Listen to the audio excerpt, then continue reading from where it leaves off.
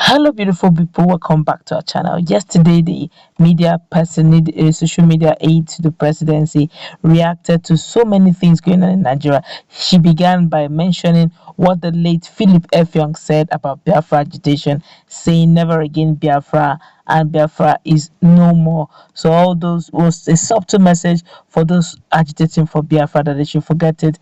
It's a one Nigeria thing. Well, as we speak, there has been reactions and reply still from the same history, where one is more like, should I call it, prophetic declaration that though late Philip Effiong said never again Biafra, but there was a clause to that statement, which means it can only be fulfilled if that clause, of course, is honored.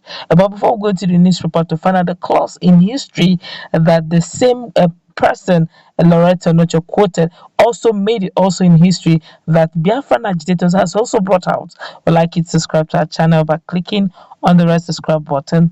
Beside it, you will see a bell notification icon. Please go ahead, click on it to get notified as soon as we update our channel on YouTube. Well, the late Philip Effiong was the first vice president and the second president of the now defunct Republic of Biafra during the Nigerian Civil War of 1967 to 1970. He became Chief of General Staff of Biafra under head of state Odumegwu Ojukwu during the Nigerian Biafra saga. The Nigerian Biafra War, also known as the Biafran War, was took place in Nigeria and was fought between the government of Nigeria headed by General Yakubu Gowon and the secessionist state of Biafra led by Lieutenant Colonel Odumegwu Ojukwu from 6th of July 1967 to 15th, and within a year the federal government troops surrounded Biafra, capturing coastal oil facilities and the city of Port Harcourt. During the 2.5 years of this saga, there were about 100,000 overall military casualties, while between 500,000 and 1 million Biafran civilians actually went down due to starvation. Due to the high level of starvation caused by the total blockade of the region by the Nigerian government, Biafrans had to surrender.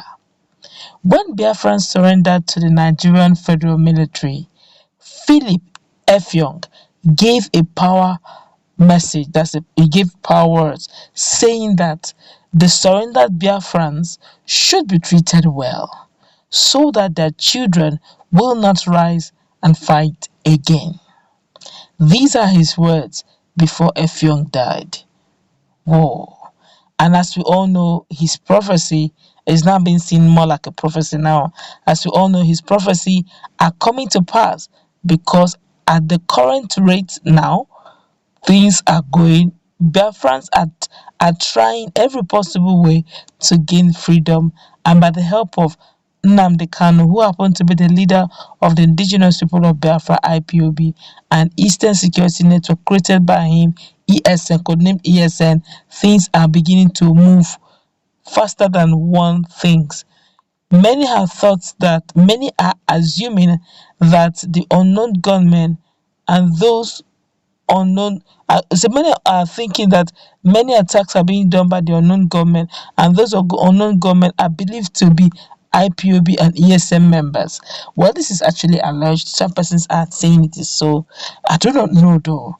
Although the former IGP had said some of those things that went down in correctional center in Owerri and some other places were carried out by ESN, but severally, once or twice, Emma Powerful had actually said that ESN is a non-security network and they're actually mostly always in the bush. So, why people are attributing the unknown government to be ESN, I do not know until investigation proves it so. So, on that premise, we may be allowed to use the word alleged here. While some persons have the opinion so, but we prefer to use the word alleged until proven so. So it's always not wise to accuse people if you're not sure yet until investigations are full. We will not give it a full nod that it is actually ESN or IPOB.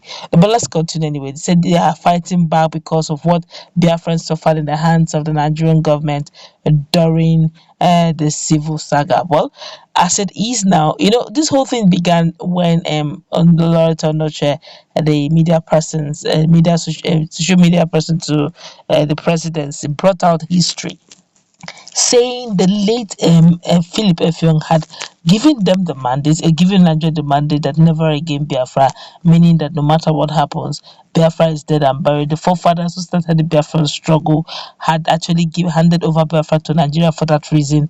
Biafra doesn't exist and may likely not exist. But I guess what Lauretta forgot to tell Nigerians, well, historians have decided to go back to history also to find out what the concluding part of the other story that was not told to Nigerians, which is the fact that yes, the Biafrans, as at then, ably led then, the words which was said by Phillip, that look, yes, the Biafrans have surrendered, say, but treat them well, oh. That it is a case of no victor, no vanquish. Don't treat them like slaves that have been conquered. That if you treat them like slaves that have been conquered, then the likelihood of the children rising up again is very high. Yes, they may have gone, but the spirits may live on. And also, if you are conversant with those who are who are historians, they never leave the world, surface of the earth, without giving out a bit of the history, if not all of the history, to their children. They pass it on to their children. But even if they want to scrap history from Nigeria or want to distort it, there's still some persons who still have a bit of history here and there, and they may give you the complete whole.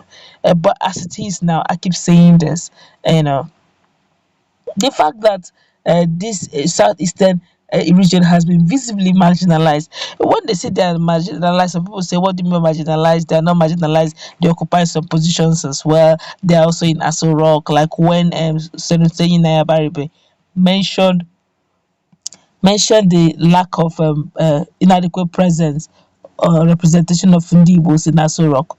And there was a counter by the presidency saying he mentioned a list of persons who are from the southeast, southeasterners that are in Aso Rock.